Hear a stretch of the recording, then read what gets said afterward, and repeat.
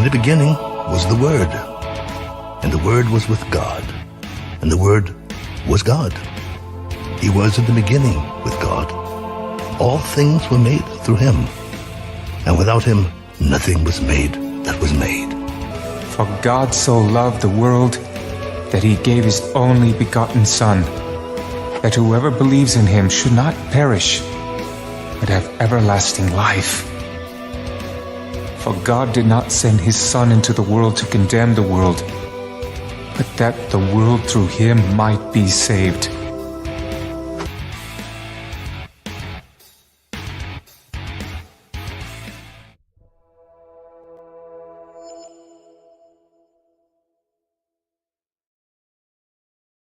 Hello, ladies and gentlemen. Welcome to the show. I'm your host, Jake Johnson, and you're watching Untethered Live. And this is the deep end. Won't you join me?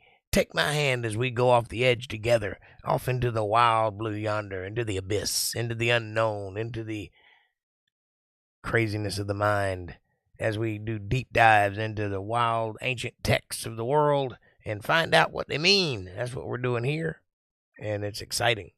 We're in the book of Isaiah tonight. Chapter 30, verse 19. That's where we are tonight. Hey, Kev, what's happening, brother? Good to see you, my friend. Welcome to the show. What a lovely, lazy, lackadaisical day it has been.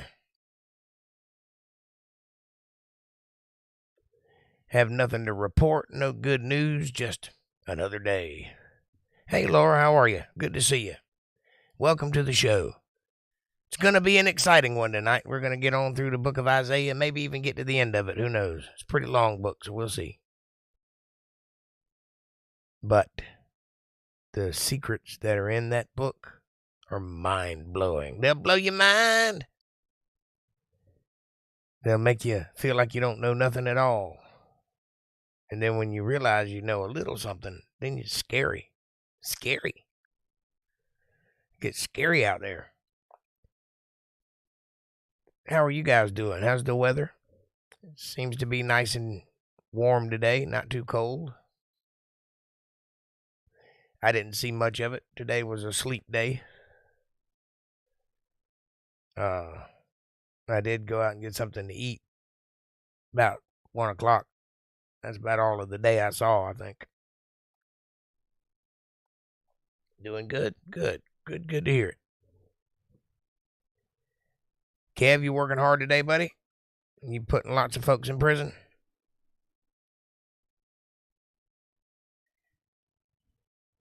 Weather's nice. Good.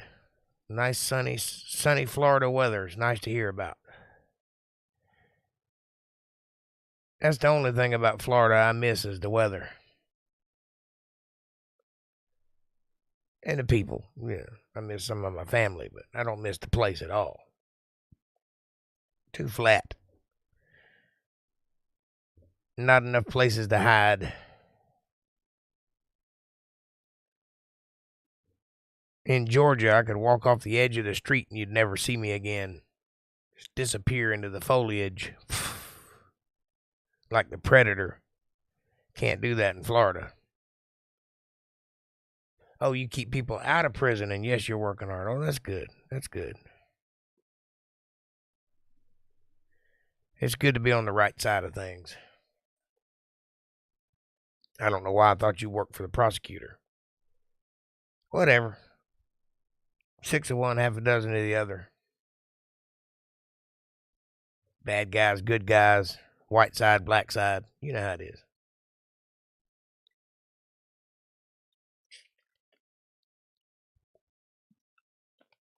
I'm glad you're keeping people out of prison, though. Hey, Diego, what's happening, brother?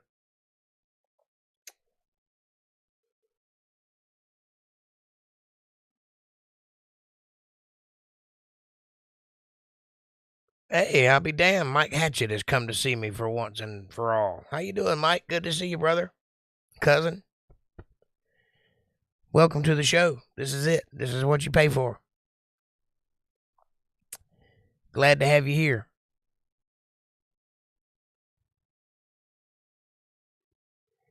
Mike is another Floridian, and the last time he was at my show was probably 2 years ago, 3 years ago, something like that. Hadn't seen him in a while, but he's a hard-working man. He's out there changing the world one day at a time, so you can't blame him for that.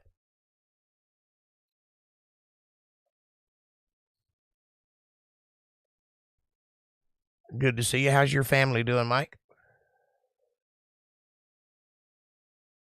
I'm living large. I can't complain too much. I show my face on TV. That's about it. Either on TV or in a crowd somewhere.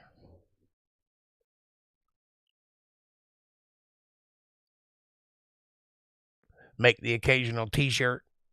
Do the occasional odds and ends. Not a whole lot going on over here. How are you doing, though? That's what's important. Kids growing up, getting strong, I hope. Family doing good, I hope. God blessing you every day, I hope. Well, stick around because we're about to get deep in some God's Word here in a few minutes. And I hope you'll enjoy that. Like I say, we're in the book of Isaiah, so I'm going to peel back the onion a little bit and reveal some of the prophet's inner thoughts. I think you'll like it.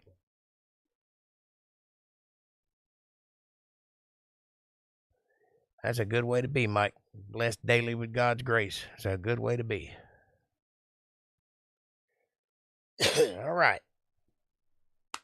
I'm excited. Got some new folks here. That's nice. Mike, everybody, Mike, now you've all been introduced. I think you know most of everybody that's here anyway. Where's April at tonight, Kev? She right by your side there?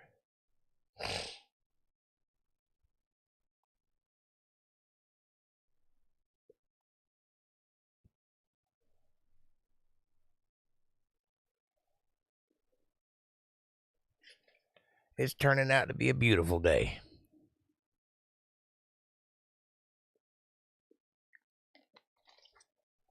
Well, good. I'm glad you're here. Take your shoes off. Set a spell. It's going to get exciting in a minute. I'm just chit-chatting. Let everybody roll in. It's going to come in, and then we'll get started. This is a humble little church, but it's a church nonetheless. Don't even make you wear a suit. Preacher smokes. What kind of preacher is that? That kind. You know. You know.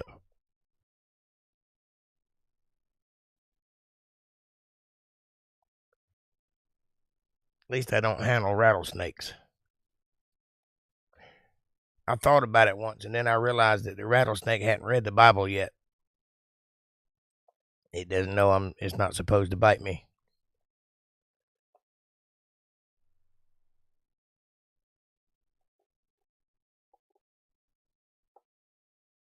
All right. Hey, there's April. Now we can get started. The whole gang is here.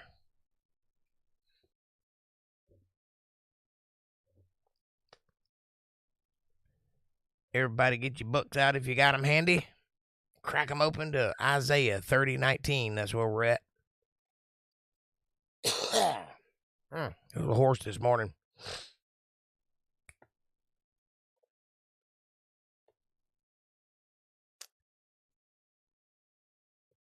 We left off last night.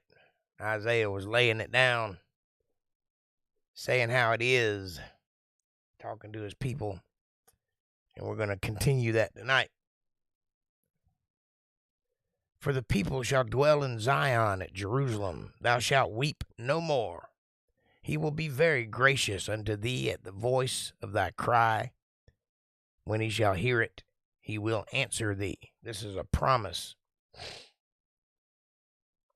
I don't know if you're aware of this or not, but when you cry unto God, he hears you. Now, that does not mean that the answer to your prayer is always and automatically yes. Sometimes the answer is no, but he does hear you nonetheless. And this is a promise from God through his prophet to whoever reads it, and you can guarantee that he does hear it. You can take whatever comfort you want in that. It's not always a good thing, but you can believe he's listening. And though the Lord give you the bread of adversity, that means that it's not always going to be easy for you. Sometimes it's going to be tough. Adversity is what makes growth happen. You can't have growth without friction. You can't have strength without gravity. Gravity is the thing that causes your bones to be strong. So adversity is the thing that causes your spirit to be strong, and that's what he's saying here. In the water of affliction, yet shall not thy teachers be removed into a corner any more. But thine eyes shall see the teachers, and thine ears shall hear a word behind thee, saying, This is the way, walk ye in it. That's that small, still voice, you know. I know you've heard your mama talk about that before. Listen for that small, still voice. It's the one you can barely hear. That's the voice of reason. That's the voice of God.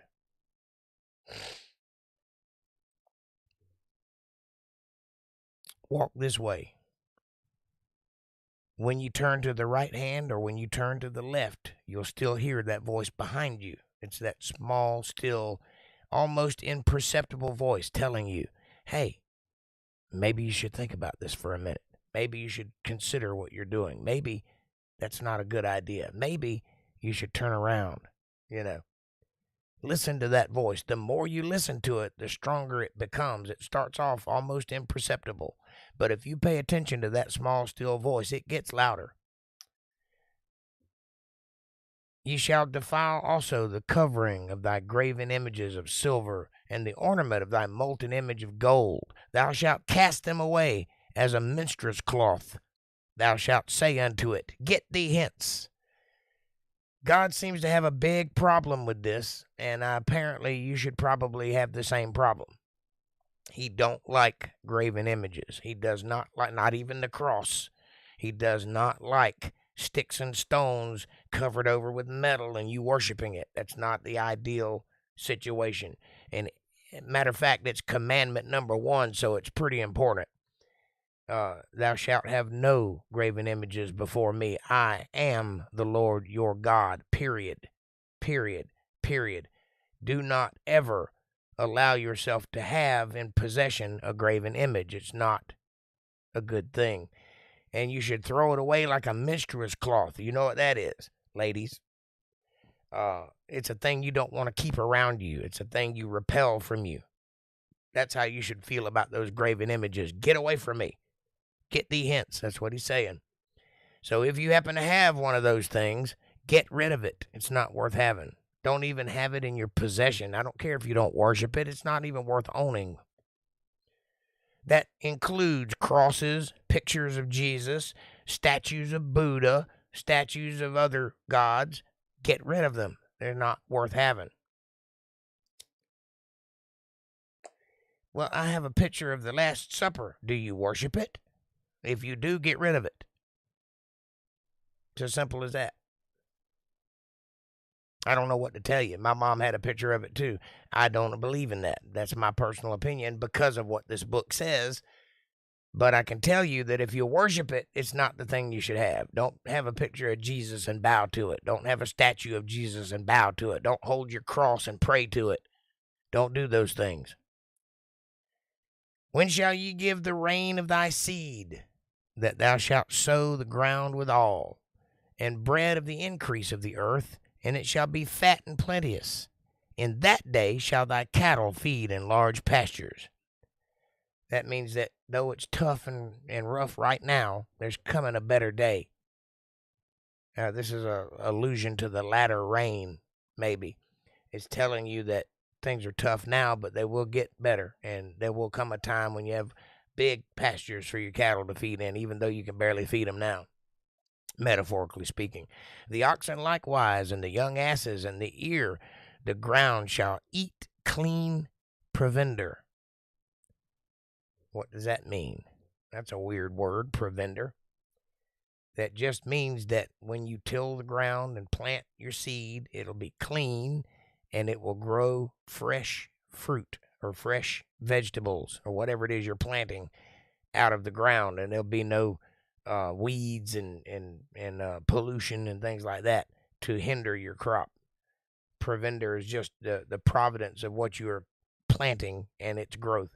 which hath been winnowed with a shovel, that means turn the dirt over, and with the fan, that means when you plow your ground, it'll be fresh, clean soil, good soil. Not, I don't know if you're aware of this or not. If you're into agriculture, some of you might be into landscaping or whatever, you know that land can go fallow. And what that means is it stops having enough nutrients to grow anything. That's why there's a rule that you plant your field for 7 years and then you leave it alone for 7 years and let it rest. That's the rule. And the rule of that is there because if you overstress the land by growing on it too much, it'll stop producing. You won't be able to grow anything on it. That's what's wrong with the Middle East right now. All that land is fallow. It's all dirt. There's nothing that grows there because there's no nutrients in the soil. It didn't always be that way. It used to be fresh and fertile and green and lush. Now it's just arid desert. The reason for that is because they took advantage of the land to the point where it could no longer produce. You want to let your land rest. And what this previous verse is saying is that I will provide you land that when you grow, it will produce. Simple as that.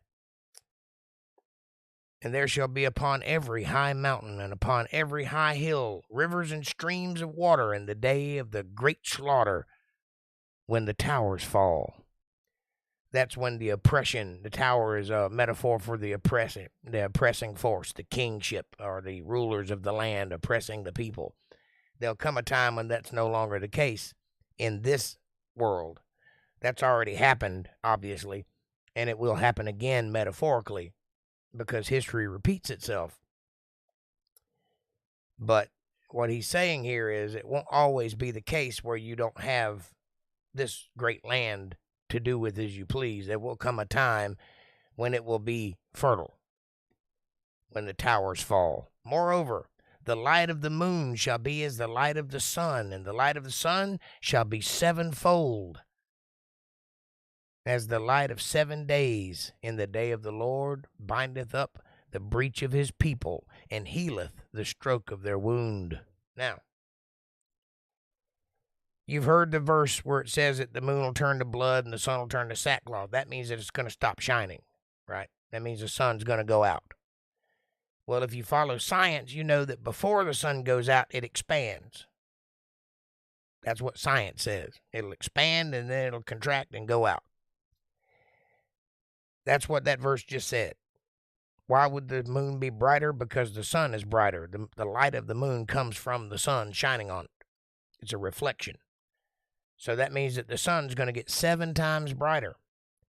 For those who follow science that think it's going to get so big that it consumes the earth, fear not. The Bible tells you right here exactly how bright it's going to get, and apparently it's not going to kill everybody, so take that for what you will. And God will heal the stroke of their wound. That is where he makes whole the spiritual body. So this is a metaphor talking about the end times. That's when the flesh body becomes the spirit body during that period of time.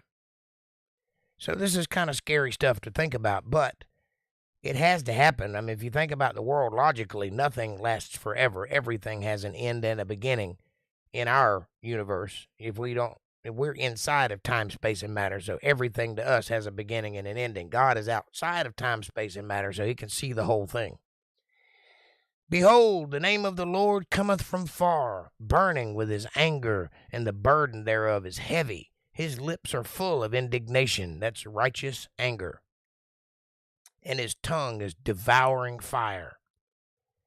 And his breath as an overflowing stream shall reach to the midst of the neck, to sift the nations with the sieve of vanity. That means all the vain people are going to get weeded out. You know what a sieve is. If you've ever made biscuits, you know what a sieve is. There shall be a bridle in the jaws of the people, causing them to err. Now, the devil is in the details, obviously. You don't want to overlook any verse in the Bible, because it may be talking about one thing and then pivot and talk about something else and then pivot back. That just happened. this last verse tells you exactly why people are acting the way they're acting in the world today. You ever look out and see all these people rioting and breaking windows, and, the leaders are jacking up gas prices and going to war with people for no reason, it seems like, and you ask yourself, why are they doing that? Can't they see there's a better way than that? Well, no, they can't, because they have a bridle in their mouth. What is a bridle? It's a bit. It's a piece of metal that you put in a horse's mouth that attach the reins to. It goes right between their teeth. It keeps their mouth open a little bit, and you pull on it, it makes their head go this way or that way. So this is metaphorically saying that there's someone else in charge running the show right now. Who would that be? That would be the prince of the air. That would be Satan. He's in charge of this world. He runs everything. I know you don't like to believe that, but it's true. It's biblical. I can prove it. And this verse just tells you that there's a bridle in the jaws of the people that cause them to err, make mistakes, cause them to do bad things. That's not their fault. They're being controlled by a higher power, not the one that should be controlling them. That's why people do what they're doing out there right now. Ye shall have a song, as in the night when the holy solemnity,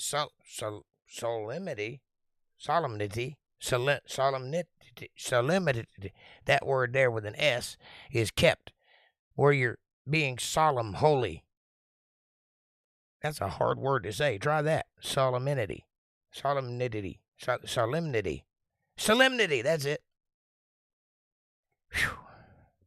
And gladness of the heart, as when one goeth with a pipe to come into the mountain of the Lord, to the mighty one of Israel. That's God.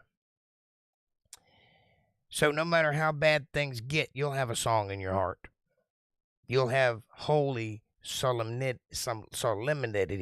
You'll be able to be solemn with God, and that is holy.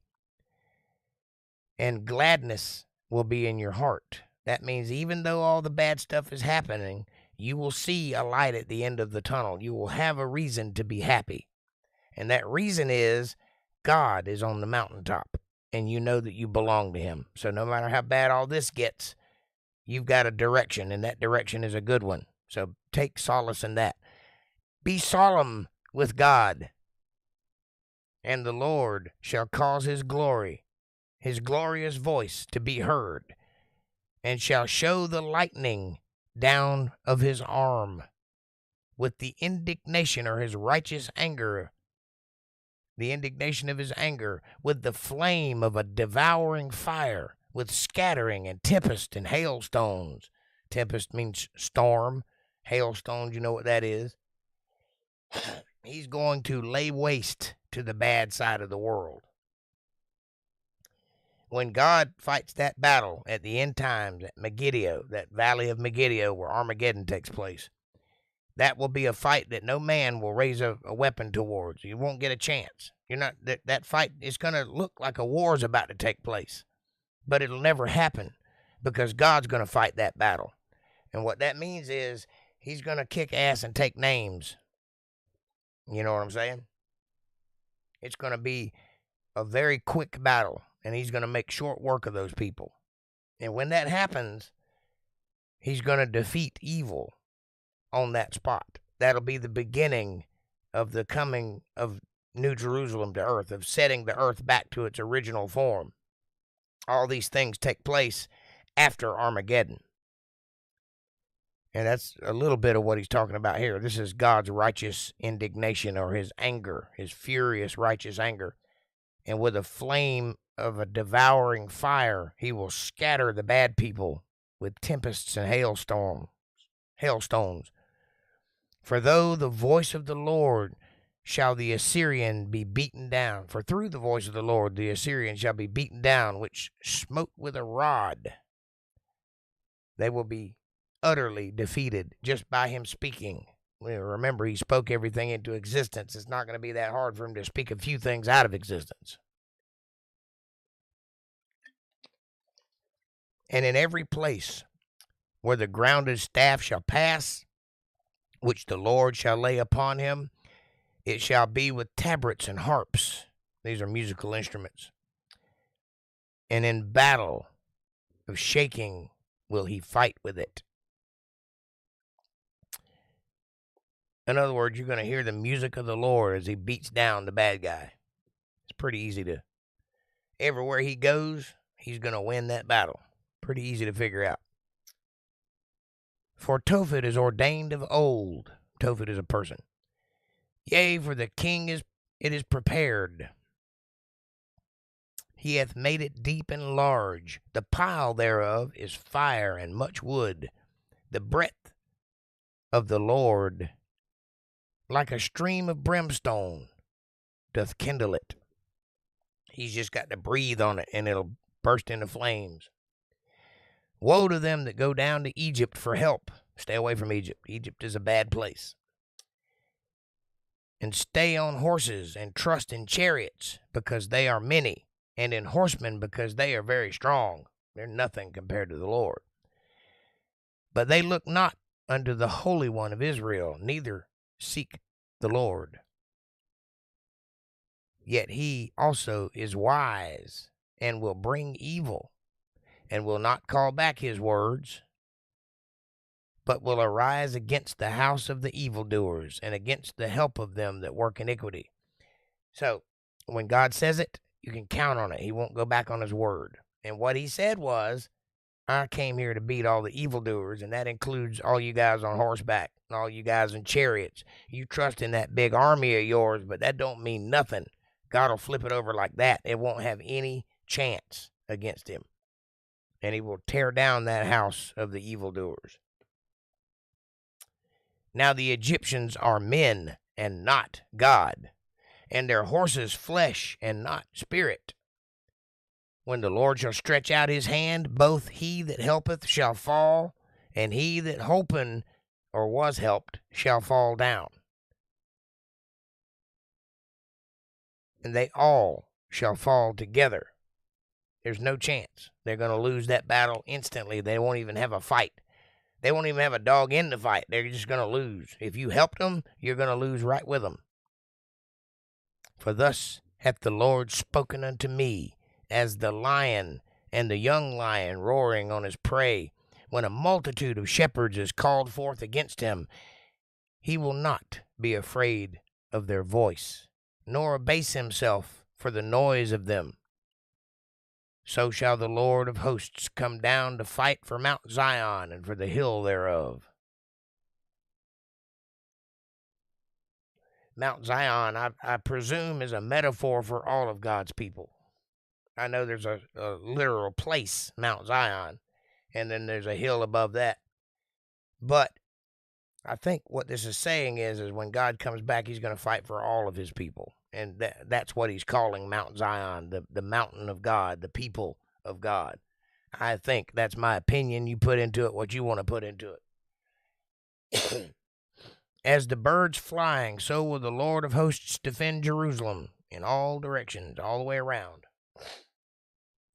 Defending also, he will deliver it, and passing over, he will preserve it. What happened the last time he passed over that area? You know what the Passover is?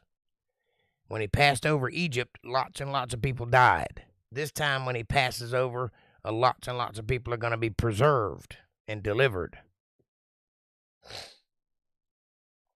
Turn ye unto him from whom the children of Israel have deeply revolted.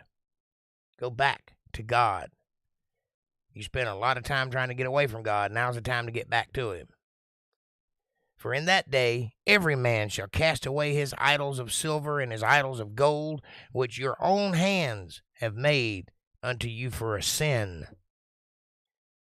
Then shall the Assyrian fall with the sword, not of a mighty man, and the sword, not of a mean man, shall devour him, but he shall flee from the sword, and his young men shall be discomfited. Hey, George, good to see you, buddy. Welcome to the show. Hello and goodbye. Come on, stick around a little while. But thanks for coming. And he shall pass over to his strong fold for fear, and his princes shall be afraid for the ensign or the flag, saith the Lord, whose fire is in Zion, and his furnace is in Jerusalem. This fire is talking about their energy level, their zealousness, their fire. And the furnace, the thing that makes them zealous, is from Jerusalem. And that flag is the flag of the enemy. And these princes will all be afraid at the mere sight of the flag. This is military talk. Each side has a flag, and you see it coming over the hill before the army gets here. And then you can be afraid that you're about to lose. That's what's going to happen here. Behold, a king shall reign in righteousness, and princes shall rule in judgment, and a man shall be as an hiding place from the wind, and a covert from the tempest, and rivers of water in a dry place, as the shadow of a great rock in a weary land.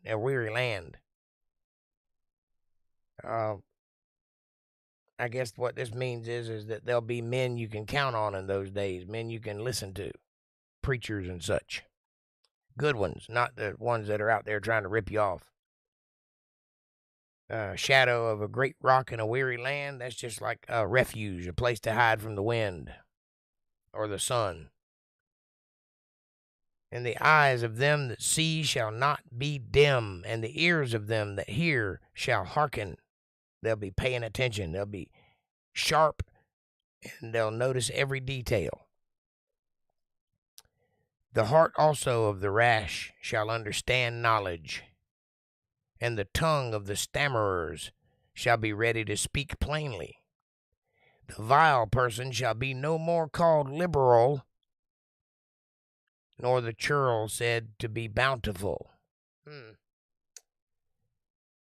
Who are the vile people? Liberals. I'm just saying, it's the Bible said it. It's right there. Look, it's in plain black and white. I didn't write it. For the vile person will speak villainy, and his heart will work iniquity, to practice hypocrisy, to utter error against the Lord, to make empty the soul of the hungry, and he will cause the drink of the thirsty to fail. This is your Kenneth Copelands and Joel Osteens and Mike Murdochs and T.D. Jakeses of the world. This is those people. They preach hypocrisy. They say one thing out of one side of their mouth while condemning out of the other side of their mouth. It's not a good place to be. You don't want to be one of those people. The instruments also of the churl are evil. I don't know what a churl is, but those instruments are evil. He deviseth wicked devices to destroy the poor with lying words, even when the needy speaketh right. The needy often do speak right. They have nothing left to lose.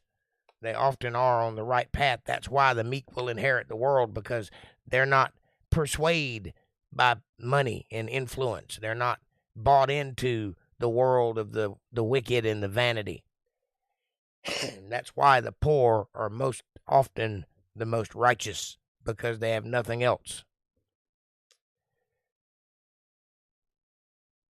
But the liberal deviseth liberal things, and by liberal things shall he stand. He who? That would be the Antichrist, or people who are against God. Rise up, ye women that are at ease. Hear my voice. Ye careless daughters, give ear unto my speech. Pay attention. It's time to listen.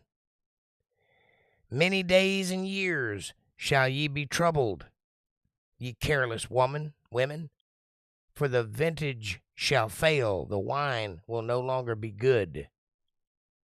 The gathering shall not come. You won't be able to go out and harvest those grapes anymore. Your days of being pampered are over. Your days of being propped up are done. You're soon going to have to work for what you get. Tremble, ye women that are at ease. Be troubled, ye careless ones. Strip you and make you bare, and gird sackcloth upon your loins. They shall lament for the teats, for the pleasant fields, for the first fruit vine. This is a little bit sexual in nature. You can look at this one of two ways. You can look at it from a motherly perspective or a womanly perspective. Either way you look at it, people are going to lament for the days when they could have one of those, woman or mother. Pleasant fields for first fruit vines. They ain't but one thing that is.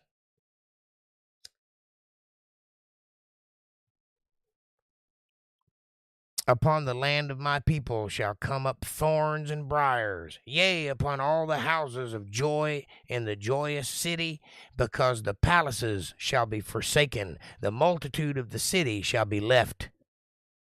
The forts and towers shall be for dens forever, a joy of wild asses, a pasture of flocks, unto the Spirit be poured out upon us from on high.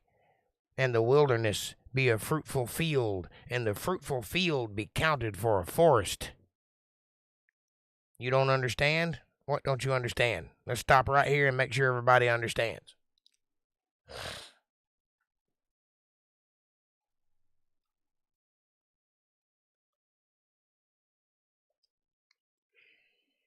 What part don't you understand, April?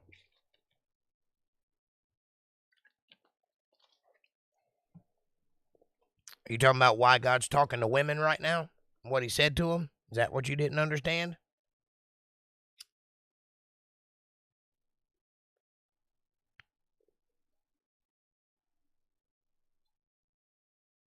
All right, let's go back.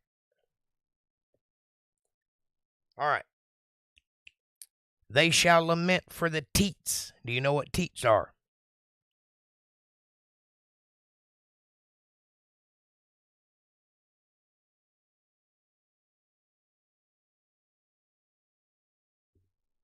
Do you know what teats are? I'm assuming yes. For the pleasant fields, for the first fruit vine. What does that mean? The pleasant fields is the woman's body, and the first fruit vine, you can either say, is her sexual organs or her ability to produce life. That first fruit vine could be her ability to have children. Something you said about sexual, you can't take it one or two ways what that means. Yes, you can, and that's exactly what it's talking about. If you think sex isn't in the Bible, you're reading the wrong book. At this moment, we were talking about a woman and what her value is to the men. And that value is one of two things. You can look at it either way. You can either look at it as a sexual object or a person you want to bear your children. Those are the two things. That's what this is talking about. Now, I'll read the whole thing so you can get it. Tremble, ye women that are at ease, that aren't doing anything. Be troubled, ye careless ones, the ones that don't pay attention to their bodies, the ones that are out just doing whatever they want to do without being in a family situation. Make you bare, take all of your clothes off, and gird sackcloth upon your loins. Sackcloth is allegorious of mourning. You wear sackcloth when you're mourning or when you're grieving.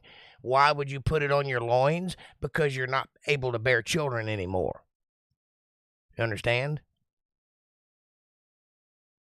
They shall lament for the teats. They who? The men or the children, either way you look at it. The teats produce milk. They also produce comfort. And if you've ever been a man and laid your head on those, you know they produce a lot of comfort. So they will lament for the teats. For the pleasant fields. We're talking about women and nakedness and titties. What do you think the pleasant fields are? Okay, you got it now. For the first fruitful vine, or for the fruitful vine. What is that? That's either her private parts or her ability to have children. I would lean more towards the children thing because that seems to be what we're talking about. But that's what the fruitful vine is the bloodline or the the Holy Grail, as it were, the womb. You understand now?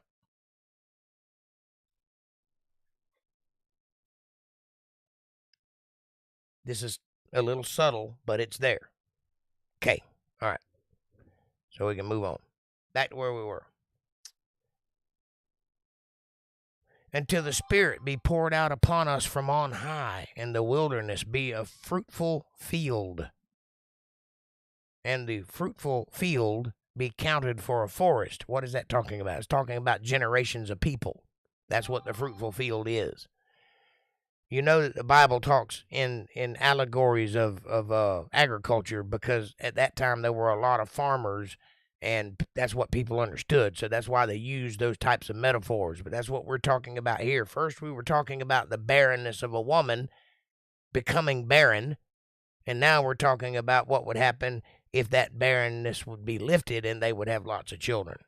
That's the time when the Spirit is poured out from on high. Then all of a sudden you're able to have children again, and you have fruitful fields. Yeah, it's pretty deep, but it's there, I promise. I'm not leading you astray. It's just a little abrasive in the nature that I give it, but it's there, I promise. Then judgment shall dwell in the wilderness, and righteousness remain in the fruitful field. Well, you would hope so. You want your children to be righteous. You want them to follow after God. And there's a time this world has went a whoring after the wicked one, and that's the time we're in now. The time to come will be a fruitful time, a time of grace, a time of dispensation, or a dispensation of grace, or teaching. That time hasn't happened yet. And that's when the children will be fruitful and righteous, and you want that. The work of the righteous shall be peace. Do you see any peace anywhere? Not yet. And the effect of righteousness, quietness, and assurance forever. That's a beautiful thing. That's when all the wars stop, and all the bad stops, and all the evil goes away. Quietness, peacefulness, assurance forever. That's not yet happened, but we're getting there. It's going to get bad before it gets better. That's the nature of the world, but we will get there. And my people, Lo-Ami, Miami, I will be your God, and you will be my people, says God, shall dwell in a peaceable habitation. There'll be no war. And in a sure dwelling, there'll be no chance of it falling down. In a quiet resting places, that would be God's refuge. That word Shabbat that we've been talking about throughout this entire book. It repeats itself since Psalms, actually. It started in Psalms. Almost every line had the word Shabbat in it in some form. Remember, I kept pointing it out? This is the culmination of that.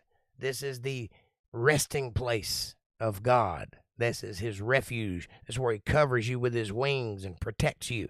That's the end goal. That's where we want to end up. When it shall hail coming down on the forest, and the city shall be low in a low place. Blessed are ye that sow beside all waters, that send forth thither the feet of the ox and the ass. Why would you be blessed if you plant near water?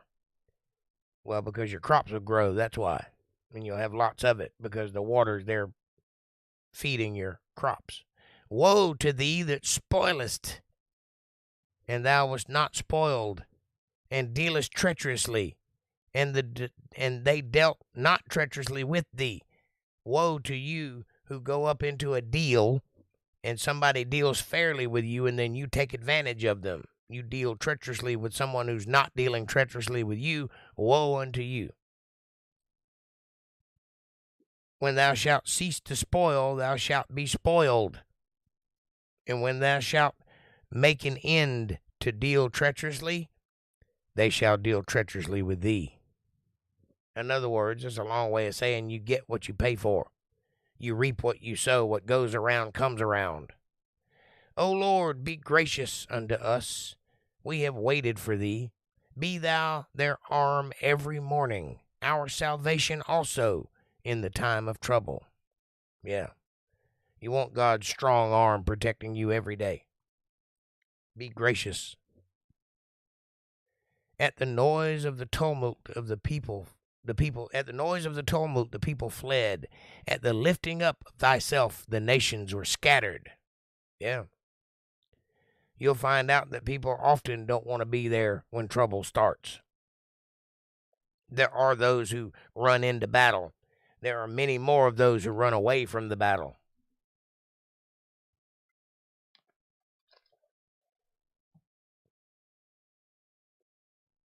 And your spoil shall be gathered like the gathering of the caterpillar. Lots of it gathered together. As the running to and fro of locusts shall he run up upon them. The Lord is exalted, for he dwelleth on high. He hath filled Zion with judgment and righteousness. And wisdom and knowledge shall be the stability of thy times, and the strength of the nation. The fear of the Lord is his treasure. Why is that his treasure? Well, first of all, the word fear here is reverence, not terror. You want to revere your Father. And that is treasure because your reverence makes you obedient. And then he has an obedient army. That's treasure to God. You are his treasure. Behold, their valiant ones shall cry without. The ambassadors of peace shall weep bitterly. The highways lie waste. The wayfaring man ceaseth. He hath broken the covenant. He hath despised the cities. He regardeth no man. Who is he? That would be the Antichrist. The earth mourneth and languisheth. Lebanon is ashamed and hewn down. Sharon is like a wilderness. And Bashan and Carmel shake off their fruits. Now will I rise, saith the Lord. Now will I be exalted. Now will I lift up myself. Ye shall conceive chaff. In other words, you're not going to be doing much of nothing. Just waste, dust. Ye shall bring forth stubble. Your breath as fire shall devour you. And the people shall be as the burnings of lime. Have you ever seen lime burn? You know what the limelight is? In the old days, in the old entertainment days, in the height of Hollywood, they had these big lights that would burn real bright and light up the place. Well, what they were burning were lime and phosphorus. And that lime, although it's kind of weird, puts off a pretty bright light. And so when you burn lime, it gets pretty bright. So that's what he's saying right here. The people shall be as the burnings of lime everywhere and bright. As thorns cut up shall they be burned in the fire. In other words, they'll go up pretty fast. Like kindling in a flame. Poof, it's gone. Hear, ye that are afar off. Listen, what I have done. And ye that are near, acknowledge my might. The sinners in Zion are afraid. Fearfulness hath surprised the hypocrites. Who among us shall dwell in the devouring fire? Who among us shall dwell with everlasting burnings? None of us.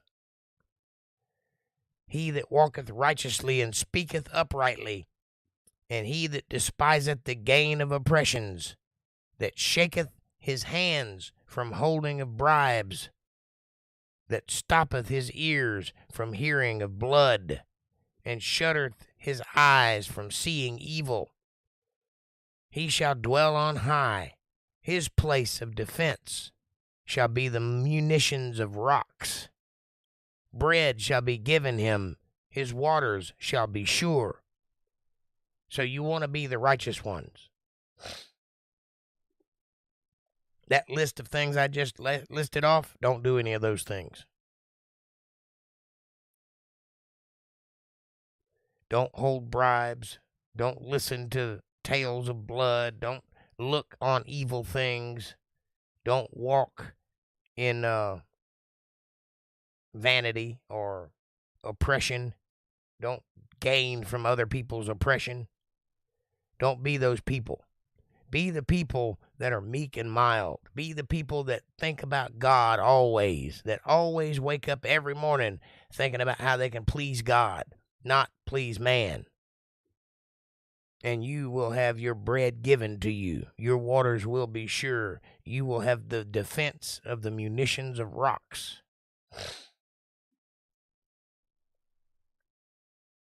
And your eyes, thine eyes, shall see the King in his beauty. They shall behold the land that is very far off. What land is that? That would be the new city of Jerusalem. And what king is that? That would be God Almighty.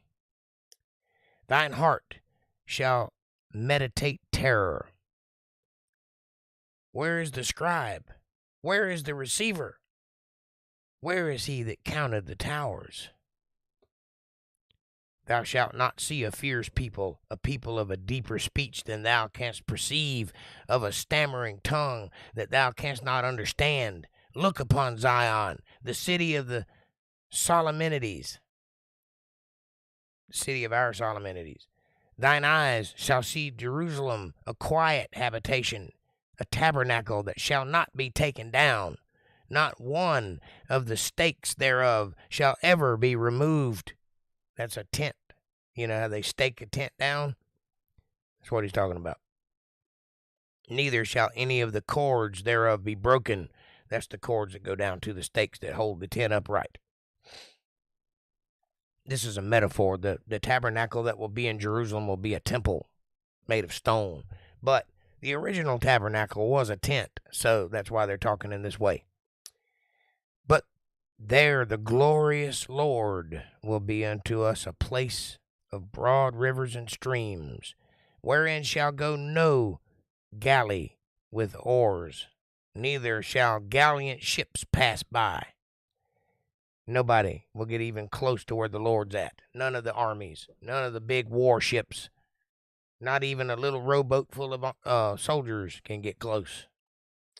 For the Lord is our judge. The Lord is our lawgiver. The Lord is our king. He will save us. Remember that. When all else is said and done, that line is the most important thing you need to have in your mind. He will save us, period. Thy tacklings are loosed. They could not well strengthen their mast. They could not spread the sail. Then is the prey of a great spoil divided, the lame taken the prey. Now, this is talking about running a ship now. We went from agriculture to seafaring. Still same metaphor. So what he's saying here is you got a loose sail, you're not going anywhere. Your tackle is loose. Your sail is down. You can't spread the sail, so you're not going to pick up any wind and go anywhere. You're sitting still. You're in the water, dead in the water. And the inhabitants shall not say, I am sick. The people that dwell therein shall be forgiven their iniquity. Come near, ye nations, to hear, and hearken, ye people. Let the earth hear, and all that is therein, the world and all things that come forth of it. That's the people and the animals and the crickets and the spiders and everything. Let everybody hear what's going to happen. For the indignation of the Lord is upon all nations. How many? All nations. Nobody is safe. Nobody is on top. Everybody's getting punished. And his fury upon all their armies. He hath utterly destroyed them. He hath delivered them to the slaughter. What's that to say? The strong people are not the ones going to win this war. It's the innocent people that aren't part of the war that's going to win. You understand? That's what the Bible means by the meek shall inherit the earth. The big armies, they're not hitting on anything. They're the ones God's going to destroy. Doesn't matter who's the strongest. Doesn't matter who has the most nuclear weapons, or doesn't matter who's got the most sovereign land. What matters is stay out of it. Keep your head down and wait for God to get here. That's all you got to do. That's what matters. Stay out of it. It's not your fight. This isn't even your world. You don't belong here. You're supposed to be in the world, but not of it. You're waiting for another world to come, the one that God sets back to its original design. That's the world you belong in. Their slain also shall be cast out, and their stink shall come up out of their carcasses, and the mountains shall be melted with their blood. And all the host of heaven shall be dissolved, and the heavens shall be rolled together as a scroll, and all their host shall fall down, as the leaf falleth off from the vine, and as the falling fig from the fig tree. What is that? Did that just say that not only is there war on earth, but there's war in heaven too? That's correct. Not only have the fallen infiltrated the earth, they've infiltrated heaven too. And when God takes care of business, he's not just going to destroy the earth. He's going to destroy the heavens also. Notice the first line is heaven singular. The second line is heavens plural. The first line is talking about space. The host of heaven shall be dissolved. That's up there. The second one, heavens plural, is talking about where God is. That's where the angels live, the habitation. Shall be rolled together as a scroll. That means there will be no separation between the two anymore. Space and the place where God is will become the same place. It's no longer divided. And then all of that will fall like figs falling out of a tree. You ever had one fall on your head? You know what I'm talking about. It's going to be a bad time. There's going to be a lot of things happening in those days that we do not want to see, like the falling of the stars. They're going to come a-falling, by the way. The heavens will shake, and you're going to see signs and wonders that you never thought you'd see before, namely the stars coming in your direction. Where they fall to? You got me? I don't know. I don't know what all's out there. I just know that's what the Bible says will happen. And it sounds terrifying, but it also sounds like you'll survive it, so that's a good thing. For my sword shall be bathed in heaven. Behold, it shall come down upon Idumea. It's one of those places with the weird names. And upon the people of my curse to judgment. That's where God's sword is coming, to the people of his judgment. The sword of the Lord is filled with blood. It is made fat with fatness, with the blood of lambs and goats, with the fat of the kidney of rams. The Lord hath sacrificed in Bozrah, and a great slaughter in the land of Idumea, wherever that place is. Don't know where that's at. It's a place you don't want to be, put it that way. If you can't pronounce it, stay out of it. How about that? And the unicorns shall come down with them, and the bullocks with the bulls, and their land shall be soaked with blood, and their dust made fat with fatness. What's that you say? A unicorn? That just means one horn. Doesn't necessarily mean a horse with a horn. Just means it has one horn. Unicorn, one horn, singular horn. It also could mean something entirely different. My suggestion is it's a type of goat. That is a opinion. Take that for what you will. I don't know what a unicorn is. I've never seen one. And if I did, I didn't know I was looking at it. For it is the day of the Lord's vengeance, the year of recompenses for the controversies of Zion. And the streams thereof shall be turned into pitch, and the dust thereof into brimstone, and the land thereof shall become burning pitch. That's like tar. It's real hot, it's sticky, and it gets on everything. It shall not be quenched night or day. The smoke thereof shall go up forever. From generation to generation it shall lie waste. None shall pass through it forever and ever. That's a place you don't want to be.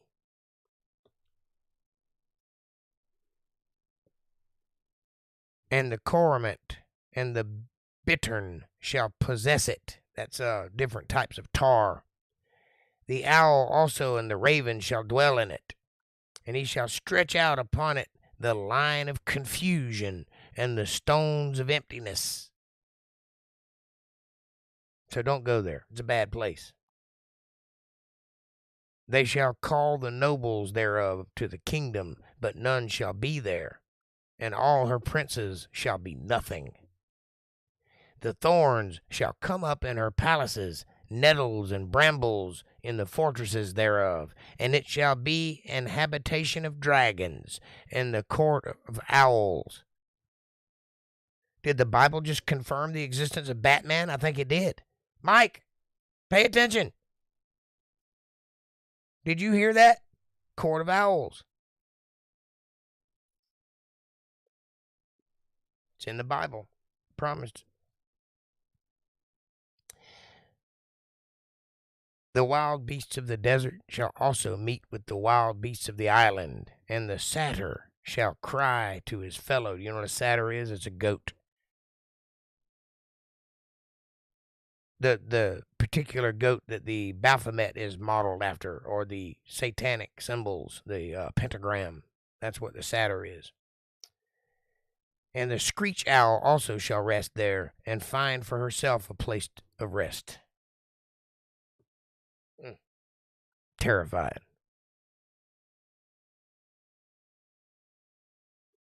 There shall the great owl make her nest, and lay and hatch, and gather unto her shadow. There shall the vultures also be gathered, every one with her mate. Seek ye out of the book of the Lord and read. That seems pretty possessive. Seek ye out the book of the Lord and read. Period. That's what we're doing, God. We're trying. No one of these shall fail, not one. Every book of the Lord is perfect. It will lead you in the right direction. None shall want her mate, for my mouth it hath commanded, and his spirit it hath gathered them. You want to be part of the book of the Lord. No matter what world we live in, no matter how bad things get, keep your nose in that book, because that book will lead you in the right direction no matter what's going on. It will give you hope. That's what you need, especially in days like that. And he hath cast the lot for them. He's gambled on them. And his hand hath divided it unto them by line. They shall possess it forever. From generation to generation shall they dwell therein. The wilderness and the solitary place shall be glad for them, and the desert shall rejoice and blossom as the rose. That's nice. So there is hope for that land yet. It shall blossom abundantly and rejoice, even with joy and singing, and the glory of Lebanon shall be given unto it. The excellency of Carmel and Sharon, they shall see the glory of the Lord, and the excellency of our God. Strengthen ye the weak hands, and confirm the feeble knees. Say to them that are of a fearful heart, be strong and fear not. Hey folks, be strong and fear not, for the Lord is with you. That's what you need to know. Behold, your God will come with vengeance, even God with a recompense. He will come and save you. Then the eyes of the blind shall be opened, and the ears of the deaf shall be unstopped. What does that mean? That means that you'll learn something. It means you'll be able to see things you couldn't see before and hear things you didn't hear before. Does that mean that actual blind people and deaf people will be healed? Possibly. Could be. I tend to see that as a metaphor, meaning that you will be unconfused. The world, all secrets will be made known, says Jesus. That which is secret will be made known. There will be nothing hidden. All mysteries will be solved. That's this time. So I believe that's what that means by the blind will see and the deaf will hear. Then shall the lame man leap as an hart or a deer, and the tongue of the dumb sing. For in the wilderness shall waters break out and streams in the desert. That means the earth will go back to the way God created it.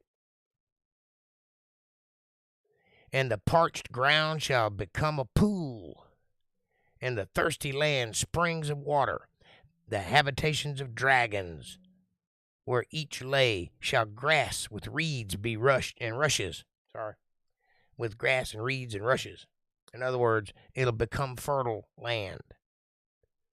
What once was a desert will now be fertile. Think that's not possible? Do some research into the Sahara Desert and know that it used to be tropical.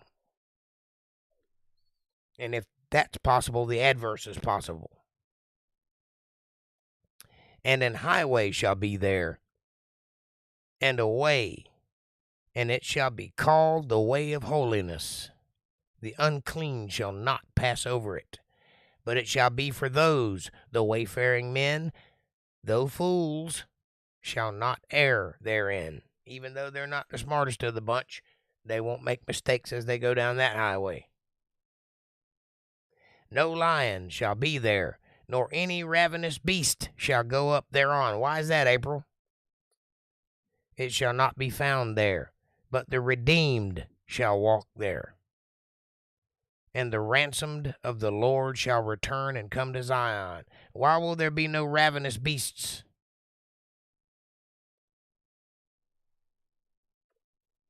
It's because they are made back the way they were created, vegetable eaters. Where a kid can lay down with a lion and a sheep. All those carnivores will stop being carnivores. There's the second time that it confirms that.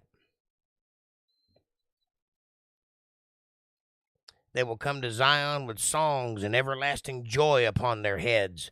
They shall obtain joy and gladness, and sorrow and singing shall flee away. Now it came to pass in the 14th year of King Hezekiah that Sennacherib, king of Assyria, came up against all the defenced cities of Judah and took them. And the king of Assyria sent Rabshakeh from Lachish to Jerusalem unto King Hezekiah with a great army. And he stood by the conduit of the upper pool in the highway of the fuller's field. Then came forth unto him Eliakim, Hilkiah's son, which was over the house, and Shebna the scribe, and Joah, Asaph's son, the recorder. Anytime you have a scribe, you have a recorder. Scribe writes, recorder records. And Rabshakeh said unto them, Say ye now to Hezekiah, Thus saith the great king, the king of Assyria, What confidence is this wherein thou trustest? I say, sayest thou. But they are but vain words. I have counsel and strength for war. Now on whom dost thou trust, that thou rebellest against me? Lo, thou trustest in the staff of this broken reed on Egypt, whereon if a man lean, it will go into his hand and pierce it. So is Pharaoh king of Egypt to all that trust in him? But if thou say to me, We trust in the Lord our God, it is not he whose high places and whose altars Hezekiah hath taken away, and said to Judah and to Jerusalem, Ye shall worship before this altar. I don't know about all that, buddy. Now therefore give pledges, I pray thee, to my master the king of Assyria, and I will give thee 2,000 horses, if thou be able on thy part to set riders upon them. I'll give you as many horses as you need. How then wilt thou turn away from the face of the one captain of the least of my master's servants, and put thy trust on Egypt for chariots and for horsemen? And am I now come up without the Lord against the land to destroy it? The Lord said unto me, Go up against this land and destroy it. Well, if the Lord told you to do it, go do it, and you'll win. Then said Eliakim to Shebna, and Joah, and Rabshakeh, Speak, I pray thee, unto thy servants in the Syrian language, for we understand it, and speak not to us in the Jews' language in the ears of the people that are on the wall. In other words, talk to us where only we can understand what you're saying, and they can't. But Rabshakeh said, Hath my master sent me to thy master to speak these words? Hath he not sent me to the men that sit upon the wall, that they may eat their own dung and drink their own piss with you? Ugh.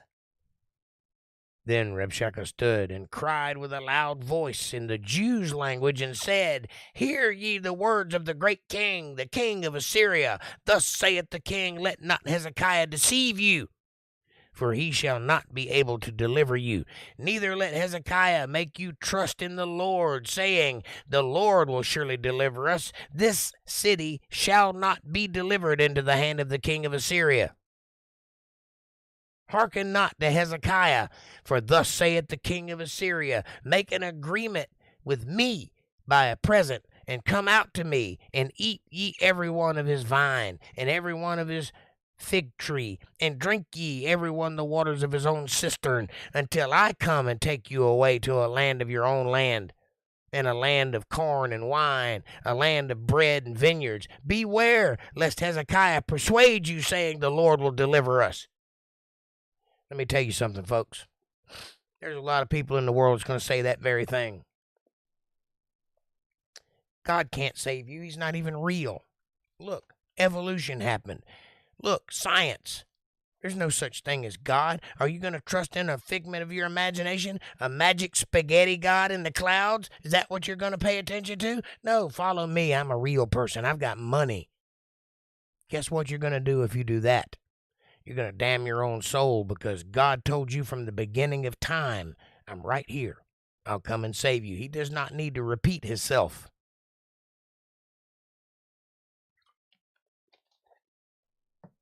But men, wicked men, will try to persuade you against God. Don't listen. Don't follow that.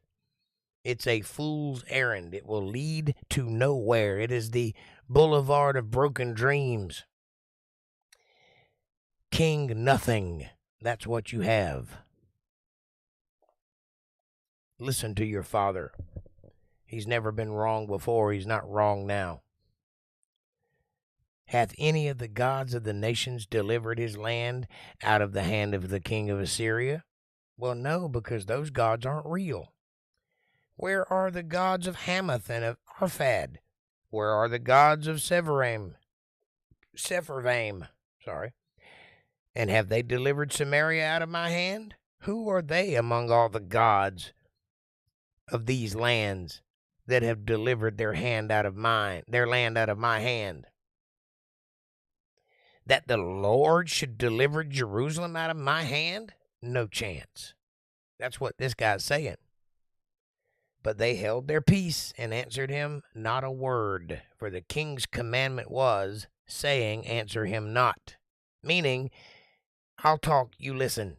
If you speak, I'll cut your head off. If you disagree with me, I'll cut your head off. So, do you agree with me? I guess so. Then came Eliakim the son of Hilkiah, that was over the household, and Shebna the scribe, and Joah the son of Asaph the recorder, to Hezekiah, with their clothes rent or torn, and told him the words of Rabshakeh. And it came to pass, when King Hezekiah heard it, that he rent his clothes. Apparently this means, damn it, man. and covered himself with sackcloth, and went into the house of the Lord. And he sent Eliakim, who was over the household, and Shebna the scribe, and the elders of the priests covered with sackcloth unto Isaiah the prophet, the son of Amoz. And they said unto him, Thus saith Hezekiah, This day is a day of trouble, and of rebuke, and of blasphemy. For the children are come to the birth, or the edge, the brink, the very precipice of war. And there is not strength to bring forth.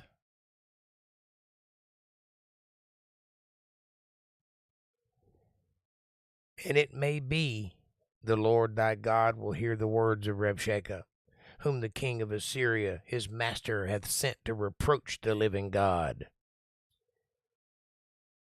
and will reprove the words which the Lord thy God hath heard. Wherefore lift up thy prayer for the remnant that is left. The remnant.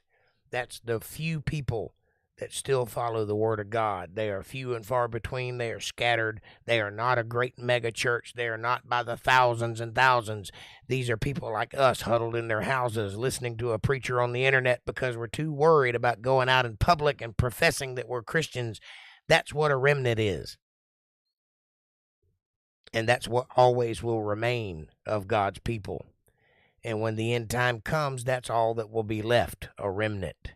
There will not be a great mega church. If you see a great mega church, don't go to it. It is not the right one.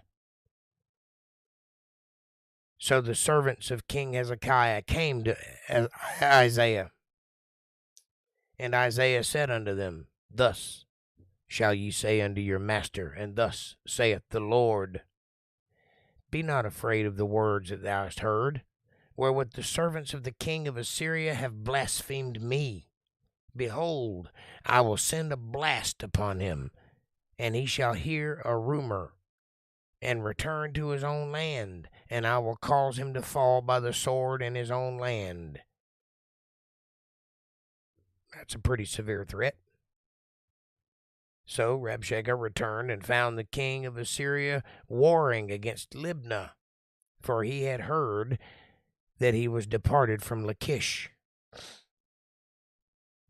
And he heard say concerning Tirhakah, king of Ethiopia, He is come forth to make war with thee. And when he heard it, he sent messengers to Hezekiah, saying, Thus shall ye speak to Hezekiah, king of Judah, saying, Let not thy God, in whom thou trustest, deceive thee, saying, Jerusalem shall not be given into the hand of the king of Assyria. Behold, thou hast heard what the king of Assyria have done to all the lands by destroying them utterly, and shalt thou be delivered? You think you can get away with it? I've destroyed every land I've come up against. You think Jerusalem has a chance? I'll come in there and bowl you right over. It'll be mine just like every other place is. That's what he's saying.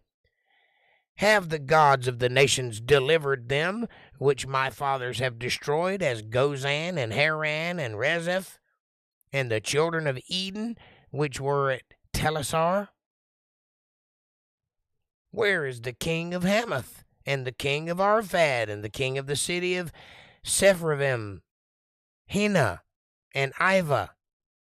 And Hezekiah received the letter from the hand of the messengers and read it. And Hezekiah went up to the house of the Lord and spread it before the Lord, this letter that was sent to him by the king of Assyria. Look, God, this is what he's saying now. And Hezekiah prayed unto the Lord, saying, O Lord of hosts, God of Israel, that dwellest between the cherubims. That's the mercy seat of the Ark of the Covenant he's referring to. Thou art the God, even thou alone, of all the kingdoms of earth. Thou hast made heaven and earth. Incline thine ear, O Lord, and hear. Open thine eyes, O Lord, and see, and hear all the words of Sennacherib, which hath sent to reproach the living God. Of a truth, Lord, the king of Assyria have laid waste to all the nations and their countries, and have cast their gods into the fire, for they were no gods, but the work of men's hands, wood and stone. Therefore they have destroyed them. Now, therefore, O God, O Lord our God, save us from his hand, that all the kingdoms of the earth may know that thou art the Lord, even thou only. Then Isaiah the son of Amos sent unto Hezekiah, saying, Thus saith the Lord God of Israel, whereas thou hast prayed to me against Sennacherib king of Assyria, this is the word which the Lord hath spoken concerning him. The virgin, the daughter of Zion, hath despised thee, and laughed thee to scorn. The daughter of Jerusalem hath shaken her head at thee. Whom hast thou reproached and blasphemed? And against whom hast thou exalted thy voice, and lifted up thine eyes on high, even against the Holy One of Israel? Who are you, king of Assyria?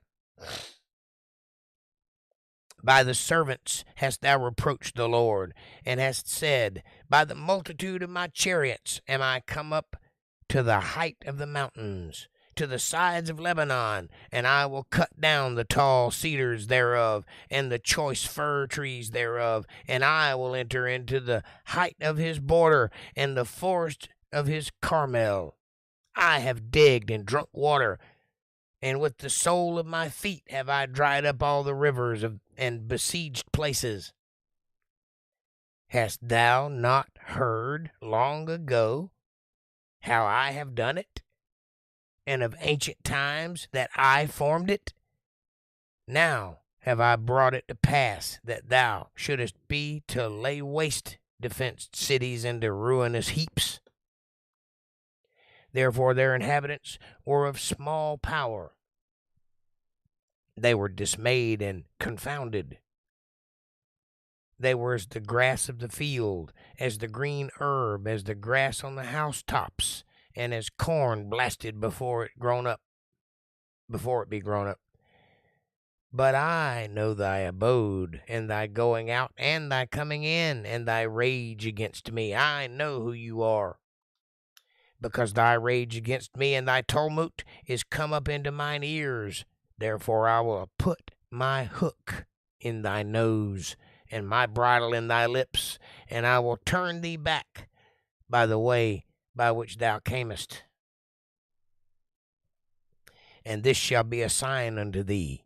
Ye shall eat this year such as groweth of itself, and the second year that which springeth of the same, and in the third year sow ye and reap and plant vineyards, and eat the fruit thereof. And the remnant, those last few people that follow God's word, that is escaped of the house of Judah, shall again take root downward, and bear fruit upward. For out of Jerusalem shall go forth a remnant, and they that escape out of the Mount Zion, the zeal of the Lord of hosts shall do this. Therefore, thus saith the Lord concerning the king of Assyria, he shall not come into this city, nor shoot an arrow there, nor come before it with shields, nor cast a bank against it. So, what God is saying is, I told you what I was going to do, Hezekiah. So here's what I'm going to do. I'll remind you. Go eat the fruit of this land for the first year. The second year, eat of the fruit of this land. But the third year, take the seeds that you gathered from all that eating and plant them. And then you will have an abundance of growth in the next year to come after that. And just like those trees grow, so will the remnant of Jerusalem, the remnant of God's people, will flourish, and they will be many, many, many, many people come out of this little remnant, just like those trees. So that you can look forward to. Now, as concerning king of Assyria, this threat that's coming your way, not even one of his arrows will come over the wall. Promise you, he will not set foot against this city. He won't even build a bank around it. There will be no chance. You don't have to do a thing. This undefended city will defeat the king of Assyria without throwing the first arrow or slinging the first sword. He will be defeated of himself. That's how God does battle. by the way that he came, by the same shall he return, and shall not come into this city, said the Lord. For I will defend this city to save it for my own sake and for my servant David's sake. Then the angel of the Lord went forth and smote in the camp of the Assyrians 185,000. And when they arose early in the morning, behold, they were all dead corpses. That's how God fights a battle. So Sennacherib, king of Assyria, departed and went and returned and dwelt in Nineveh. He never even made it to that city. He found out real fast when you talk against God, you wake up dead. It's as simple as that. And it came to pass, as he was worshiping in the house of Nisroch, his god, that Adramelech and Sharezer, his sons, smote him with the sword, and they escaped into the land of Armenia and Urshadon. His sons reigned in his stead. His own children killed him while he was worshiping his false god. That is poetic justice.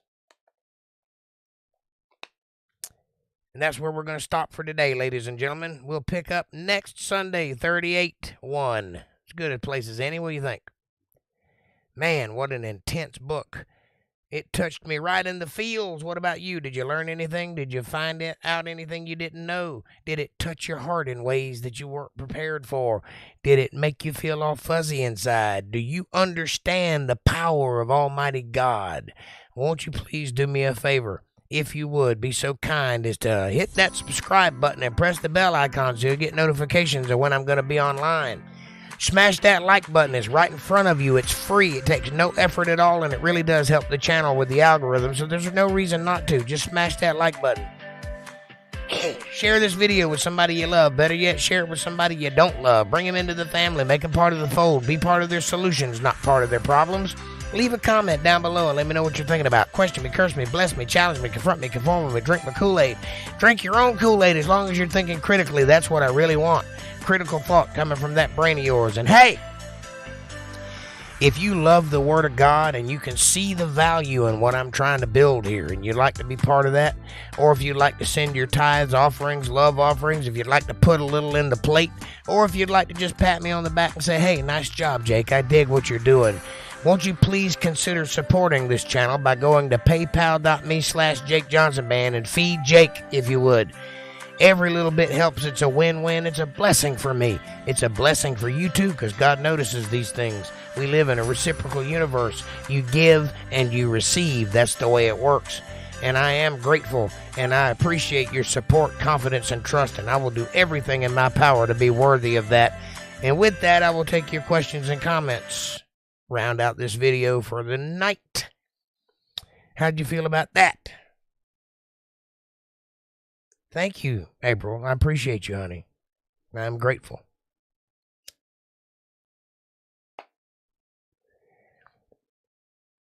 We love you, Aunt Laura, so much. Oh, so much. Have a good night, everyone. Now, don't leave. We just got to the good part. I want to hear you talk now. Very good reading tonight. Thank you. I was a little trippy tonight, but not always that way. God bless everyone. Don't forget to hit that like button and feed Jake. We appreciate it very much. Thank you, thank you, thank you. And thank you. And feed Jake. There you go.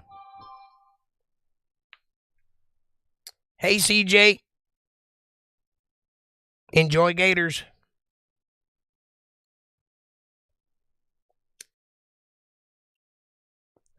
I found that to be a very interesting book. There's a lot of deep detail in that book, and it goes in a lot of different directions so far. But I hope I did a good enough job of explaining where it was going, because it did get a little deep at times. And most of what that book says has more than one meaning. It's like a double entendre all the way through that book. But I tried to point it out.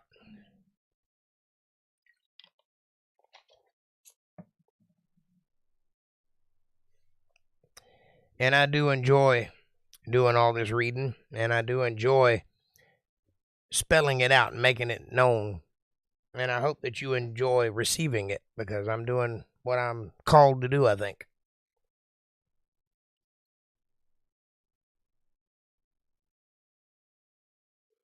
You always explain it good. Well, thank you, sweetheart. I appreciate that. And I'm smiling too. Eat your greens there, CJ.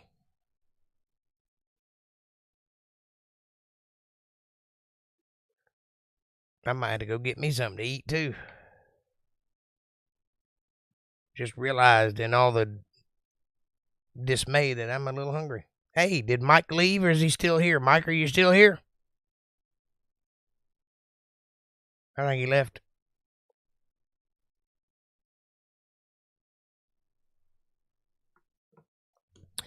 Well, if you speak to him, tell him I said thanks for stopping by, and stop by again and actually stay for the read.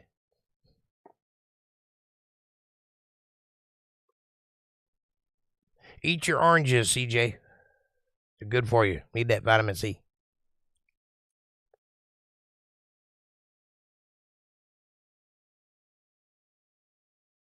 Anybody got any questions about tonight's read? Or comments or criticisms or thoughts, ideas, curiosities, general milieu?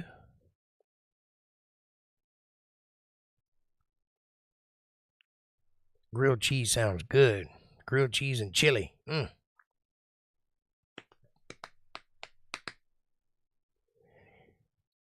I thought he'd stick around for the read tonight. I guess he got other things to do. I'm glad he came too.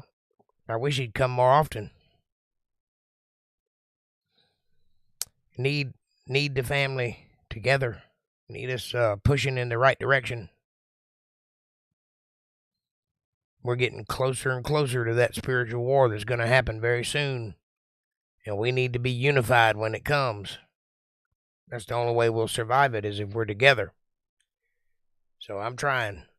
I'm doing my part anyway. Thank you, Diego. It's quite touching. Very deep.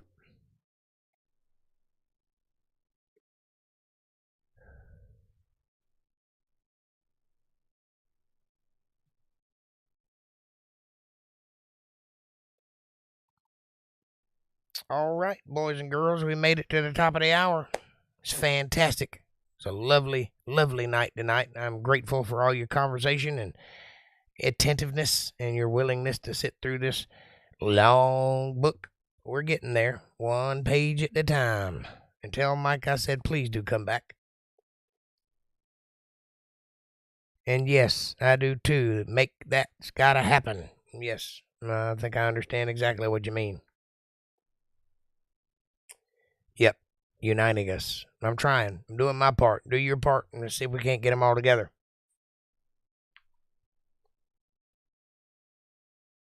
Spiritual warfare is important for any Christian. That's correct.